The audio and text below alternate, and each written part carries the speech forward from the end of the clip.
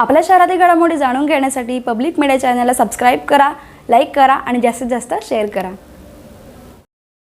अंबरनाथमधील सहाय्यक निबंधक चेतन चौधरी आणि विजय सिंग पाटील हे दोघे अँटी करप्शनच्या जाळ्यात अडकलेत।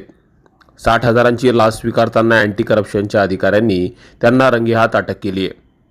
एका इमारतीची गृहनिर्माण संस्था स्थापन करण्यासाठी सहाय्यक निबंधक चेतन चौधरी यांनी तक्रारदाराकडे 70,000 रुपयाची मागणी केली होती।